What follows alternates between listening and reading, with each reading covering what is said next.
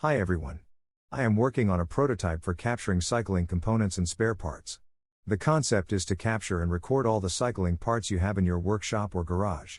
Knowing what you have and where it is, adds to time and cost savings and reduces duplicates. My question to the group is: do you think there would be a need for this among cycling workshop mechanics and cycling enthusiasts?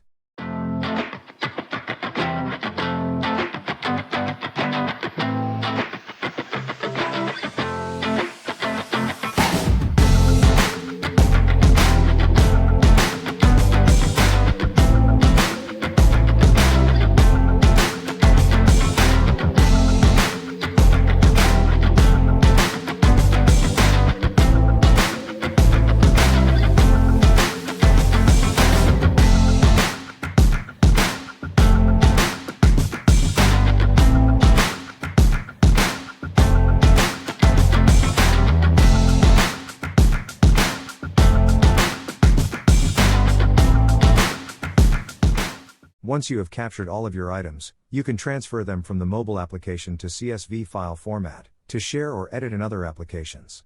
I would love to hear your feedback and thank you.